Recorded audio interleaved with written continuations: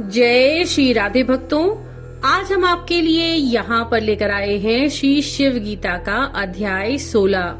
तो चलिए शुरू करते हैं।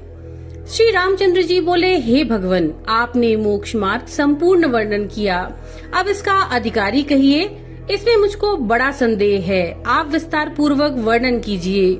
श्री भगवान बोले, हे राम, ब्राह्मण, क्षत्रिय, वैश्य, शूद्र, स्त्री, ब्रह्मचारी, गृहस्थ तथा बिना यज्ञोपवीत हुआ ब्राह्मण, वानप्रस्थ जिसकी स्त्री मृतक हो गई हो, सन्यासी, पाशुपत व्रत करने वाला इसका अधिकारी है। और बहुत कहने से क्या, जिसके अंतःकरण में शिव जी के पूजन की प्रबल भक्ति हो, वही इसमें अधिकारी है। और जिसका चित्त दूसरी ओर लगा हुआ है, वह इसमें अधिकारी नहीं। तथा मूर्ख, अंधे, बहरे, मूक, शौचाचार रहित, स्नान संध्यादि विहित कर्मों से रहित, यज्ञों का उपहास करने वाले, भक्तिहीन, विभूति रुद्राक्षधारी, पाशुपत व्रत वाले से द्वेष करने वाले, चिन्हधारी, इनमें से किसी का भी इस शास्त्र पर कोई अधिकार नहीं। जो मुझसे ब्रह्म के उपदेश करने वाले, गुरु से, पाशुपत के व्रत धारण करने वाले से व विष्णु जी से द्वेष करता है, उसका करोड़ जन्म में भी उद्धार नहीं होता। आजकल के उन पुरुषों को इस श्लोक के ऊपर विचार करना चाहिए जो अज्ञानवश एक दूसरे से द्रोह करते हैं। वह सब एक ही रूप हैं। शिव तथा विष्णु में कोई भेद नहीं है। भेद मानने वालों की गति नहीं होती। इसमें प्रमाण स ब्रह्मा स शिवः स हरि सेन्द्रः सोक्षरः परमः स्वराट, अर्थात वही परमात्मा शिव, हरि, इंद्र, अक्षर, परम स्वराट है।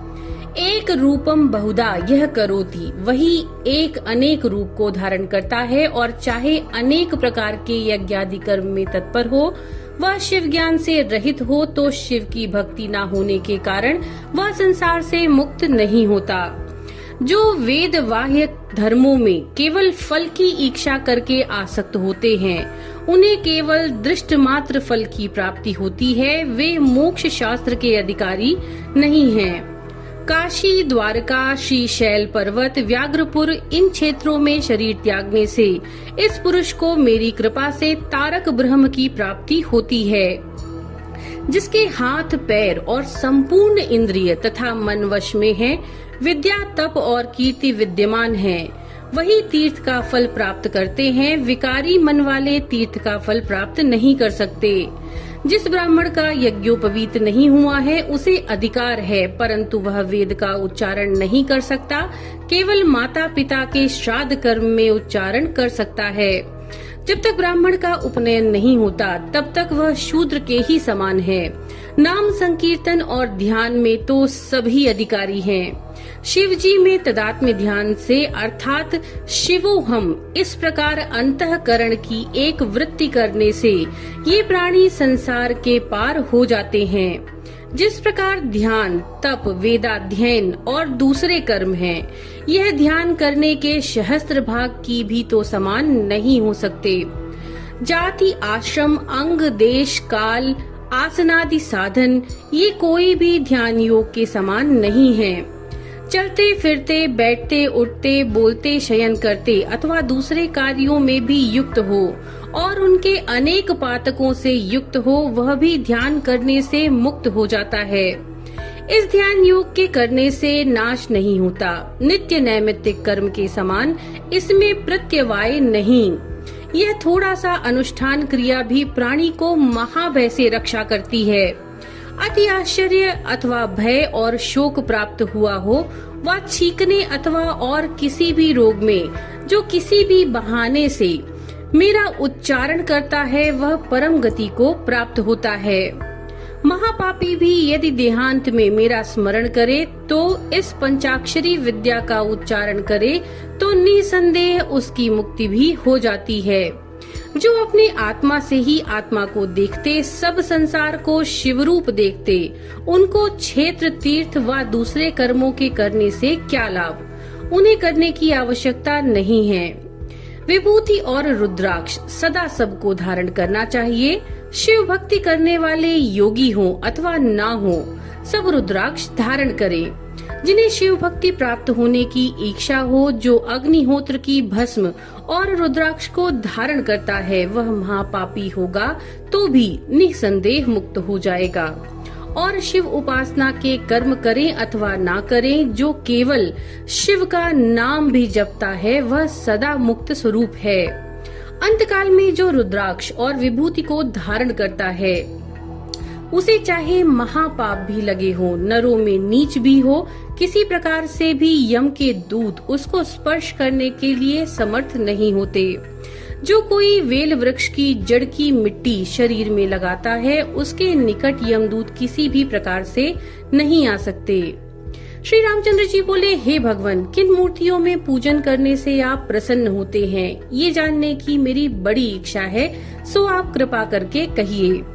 श्री भगवान बोले, मृत्तिका, गोबर, भस्म, चंदन, वालुका, काष्ठ, पाषाण, लोहखंड, केशरादि रंग, कांसी, खरपर, पीतल, तांबा, रूपा, सुवर्ण अथवा अनेक प्रकार के रत्न, पारा अथवा कपूर, इनमें से जो अपने को प्राप्त हो सके और जो इष्ट हो, उससे शिवलिंग की मूर्ति का निर्माण करें।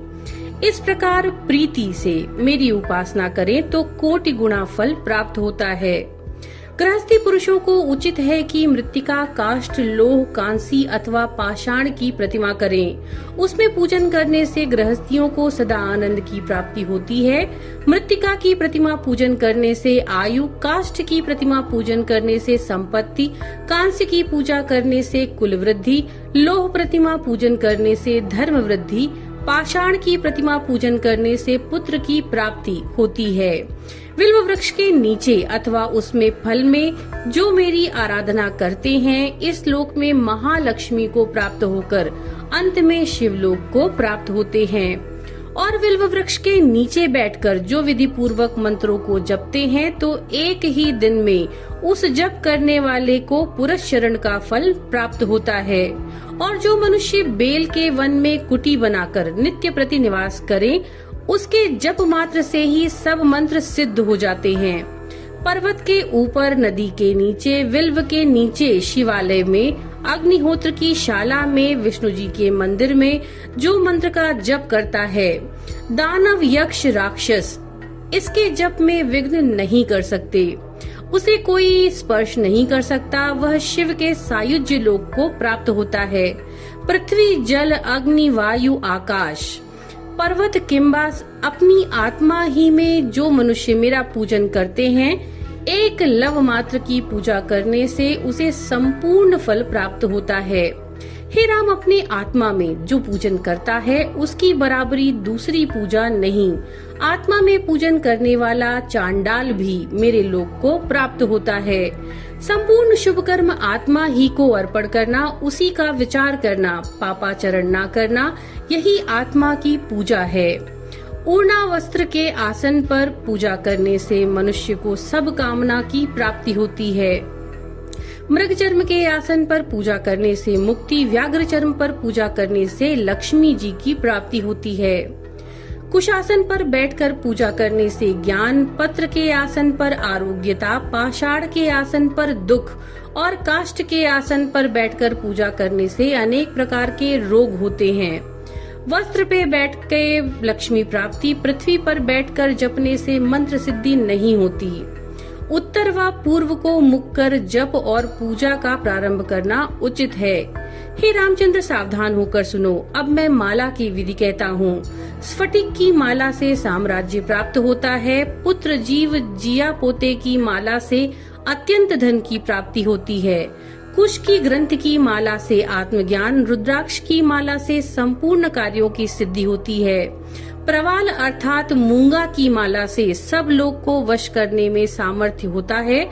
आंवले के फलों की माला मोक्ष देने वाली होती है। मोतियों की माला संपूर्ण विद्याओं को देने वाली है। माणिक्य की माला त्रिलोकी की स्त्रियों को वश करने वाली। नील मरकत मणि की माला शत्रु को भय देती है। सोने की बनी माला बड़ी शोभा को तथा लक्ष्मी को देती है। चांदी की माला से मनोवांछित कन्या प्राप्त होती है और एक पारे की माला जो औषधि द्वारा बनती है, वही संपूर्ण कामनाओं को प्राप्त कराती है। 108 मड़ियों की माला सबसे उत्तम है। 100 दाने की उत्तम, 50 दाने की मध्यम, 57 दाने की मध्यम और 27 दाने की माला को अधम कहा जाता है। 25 दानों की माला भी अधम होती है। जो 100 दाने की माला हो तो 50 अक्षर आ से ला तक उल्टे सीधे क्रम से हो सकते हैं, अर्थात मेरु तक एक बार गिन सकते हैं। इस प्रकार से स्पष्ट स्थापन करें और किसी को माला ना दिखावें। गुप्त जपें। जो अक्षरों की कल्पना करके माला द्वारा जप किए जाते हैं, वर्ण विन्यास अर्थात कल्पना से एक ही बार में उसका पुरस्चरण हो जाता है। बाया चरण गुद स्थान पर रखें अर्थात एड़ी लगावें और दाहिना चरण उपस्थ के ऊपर रखकर बैठें। ये उत्तम और अतिश्रेष्ठ योनिबंध आसन कहलाता है। जो योनि मुद्रा के आसन में बैठकर सावधान हो जप करते हैं, कोई मंत्र हो, अवश्य सिद्धि प्राप्त हो जाती है। छिन्न रुद्र स्तंभित मिलित मूर्छित सुप्त मत हीन वीर्य दग्ध त्रस्त शत्रु पक्ष के जानने वाले, ये मंत्र शास्त्र में मंत्रों के प्रकार लिखे हैं। इनमें इसके लक्षण लिखे हैं कि इस प्रकार का मंत्र ऐसा होता है, तथा बालक यौवन वृद्ध मत इत्यादि किसी प्रकार का भी दूषित मंत्र क्यों न हो, योनि मुद्रा के आसन में जप करें तो सिद्ध हो जाता है। इसी मुद्रा से वे मंत्र सिद्ध होते हैं, दूसरे प्रकार से नहीं होते। उस काल से लेकर मध्याह्न काल तक मंत्र का जप करना कहा है। इसके उपरांत जपे तो कर्ता का नाश होता है। ये संपूर्ण काम्य फलों के पुरस्चरण की विधि है। नित्य नैमित्तिक तपश्चर्या का नियम नहीं है।